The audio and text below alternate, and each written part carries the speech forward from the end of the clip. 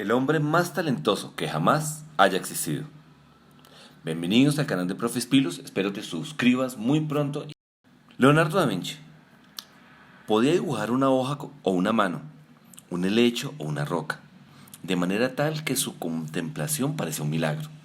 Nadie nunca igualó sus creaciones de luz y de sombra, o su genio para revestir una superficie plana con una escena de misterio hechizante. Sin embargo, para Leonardo da Vinci, creador de la Mona Lisa, La Última Cena y otras grandes obras, la grandeza artística era uno de sus atributos increíbles. Leonardo da Vinci fue cautivado por todo: la sonrisa de un bebé, el vuelo de las aves, el desfile de los planetas. Adoraba el rostro y las formas humanas. Además, bosquejó una cautivante galería de guerreros, brujas, ancianos y cuerpos con la piel despellejada, solamente para revelar la arquitectura de sus ligamentos y músculos. Pero Leonardo era mucho más que un artista. Fue ingeniero, músico, arquitecto, cartógrafo y matemático. Además fue astrónomo, botánico, zoólogo, geólogo y físico.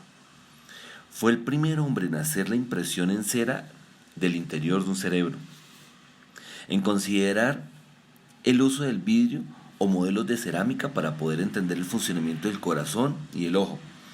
Fue la primera persona en dibujar una representación exacta de un útero abierto, obviamente con su embrión dentro. Y el primero en investigar por qué las hojas se distribuyen de forma tal alrededor de un tallo. En una de sus muchas libretas de dibujo, él plasmó la figura de un varón dentro de un círculo, las piernas juntas, luego abiertas, los brazos estirados horizontalmente, luego un ángulo de 45 grados. Dijo: el espacio entre los brazos extendidos de un hombre es igual a su altura. Los invito a que lo prueben. Reveló que el centro del círculo, moldeado por las extremidades de uno de los miembros extendidos, será el ombligo. O sea, lo que popularmente se escucha que la mitad de uno es el ombligo. El espacio entre las piernas formará un triángulo equilátero.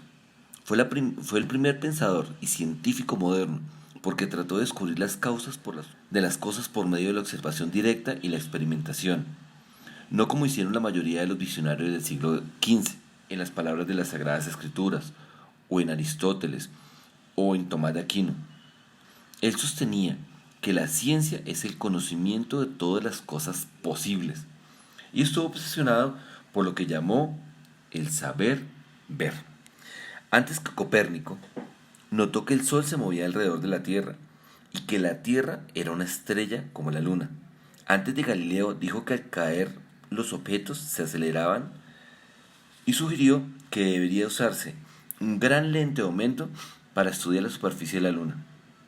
Fue pionero en óptica, en hidráulica, en física del sonido y en la naturaleza de la luz. Hizo notar que el sonido se mueve en ondas, lo que hace que si se tocaran simultáneamente dos campanas, por ejemplo de la iglesia, una más lejos que la otra, se oyen por separado, y notando un lapso entre un relámpago y un trueno, llegó a la conclusión de que la luz se desplazaba más rápido que el sonido, y sus investigaciones en cuanto a la circulación de la sangre lo llevó a escribir enfermedades como la arterióclesis, que él atribuyó a la falta de ejercicio. Pero eso no es todo. Mucho antes de la Revolución Industrial, en la que en el mundo de Leonardo no existía ni siquiera un destornillador, él creó una llave inglesa, o algo parecido, triquetes, gratas, cabrestantes, un torno y una grúa con la que podría levantar, si él quisiera, una iglesia entera. Diseñó un pistón que se movía por la presión del vapor y una cadena de rueda con engranajes que no se resbalaban. Inventó una transmisión diferencial que permitía que un carro tomara una curva con una rueda moviéndose más despacio que la rueda del exterior. Ese sistema de transmisión diferencial, yo como electromecánico, todavía la observo y es algo difícil de entender.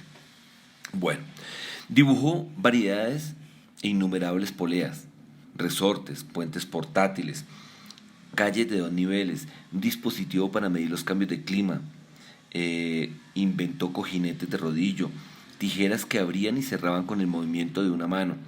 También esquís inflados de aire con los cuales se podía caminar sobre el agua. Fue el primer hombre en recomendar que el aire fuera utilizado como fuente de poder. Describió un motor de combustión interna, un dispositivo de aire acondicionado, un podómetro, un odómetro, y hasta enumeró el costo y beneficio de la fabricación en serie.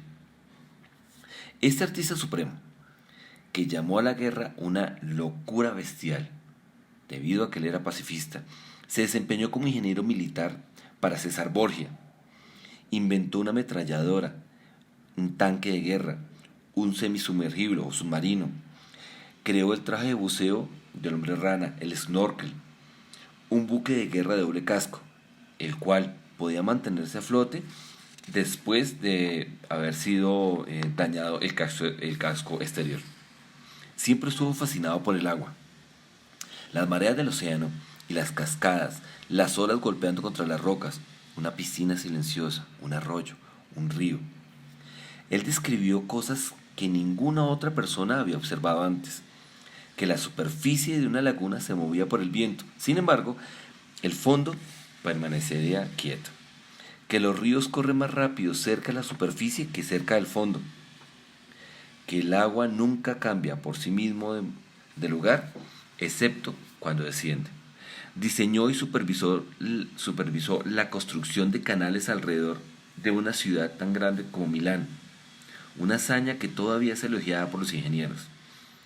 En ningún campo Leonardo era más audaz y original que la aerodinámica. Un ave trabaja de acuerdo a las leyes de la matemática, lo cual dentro de su capacidad humana logró reproducir. Él dejaba que los pájaros enjaulados salieran para estudiar el despliegue de sus alas. Su vista era excepcional, porque vio y dibujó cosas que no eran visibles para la mayoría de los hombres, hasta que la fotografía de alta velocidad pudo paralizar su movimiento. En el siglo XV inventó un planeador y el paracaídas y el helicóptero. Además, describió el valor de los trenes de aterrizaje desplegables y las ruedas. Leonardo da Vinci nació cerca del pueblo de Vinci, a los alrededores de Florencia, en el año 1452. Fue hijo ilegítimo de un notario y de una muchachita campesina.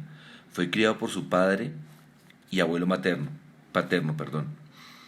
A una edad temprana mostró extraordinaria curiosidad y excepcional gusto por la música, la geometría, el dibujo. Además, a los 15 años fue aprendiz del famoso pintor Verrocchio, el cual estuvo en su taller y le enseñó muchas cosas. Y después él sorprendió por su habilidad maestra como dibujante y la belleza luminosa de su pintura. En ese momento, el aprendiz superó al maestro. Era alto, garboso, fuerte. Era también un fino esgrimista y un excelente jinete. Improvisó en la poesía, la cual cantaba con voz melodiosa con acompañamiento de un laúd que él mismo había diseñado. Cuando tenía 28 años, Leonardo fue reconocido como el pintor más grande de su tiempo, solo a los 28 años, en un periodo en el que incluía a grandes personalidades como Miguel Ángel, Rafael y otros grandes artistas. Ahora, nadie habla, o muy pocas personas hablan del lado oscuro y reservado de Leonardo. Leonardo era intranquilo y muy temperamental, y tenía miedo de las multitudes. Nunca estaba satisfecho con su trabajo, culpándose a sí mismo por no encargarse de más cosas, pero rompiendo compromiso tras compromiso para empezar algún nuevo proyecto fastuoso, que a la vez dejaba incompleto. En eso se parece mucho a la vida de Leonardo da Vinci al de la de Nikola Tesla. Bueno, continuemos.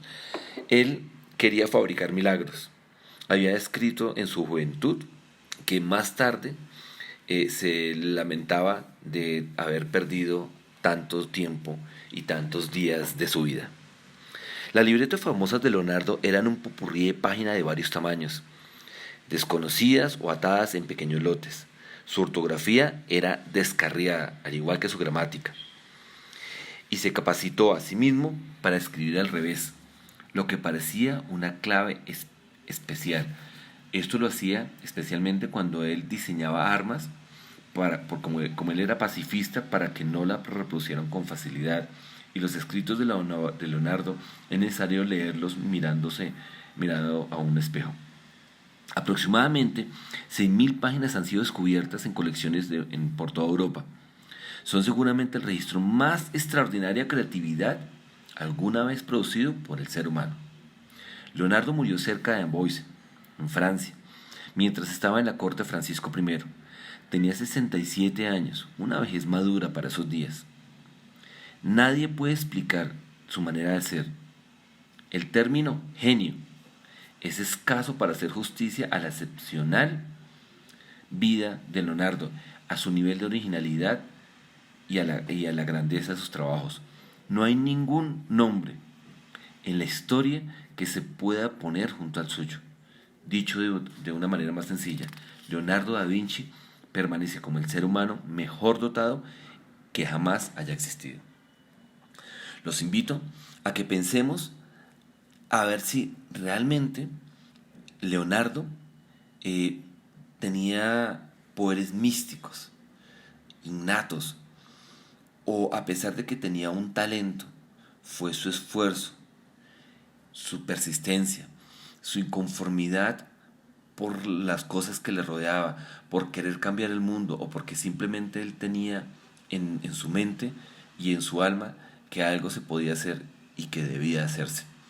Yo creo que la vida de Leonardo no solamente nos debe vincular y nos debe motivar a las personas que queremos ser ingenieros, que queremos ser inventores, que queremos cambiar el mundo, sino que también nos debe llevar a una reflexión interna cuando nosotros tenemos problemas o tenemos dificultades en diferentes ámbitos, de pensar si una persona con la tecnología y las limitaciones de la época pudo ser tan grande y tan maravilloso, nosotros ¿por qué no podemos solucionar pequeños problemas del día a día?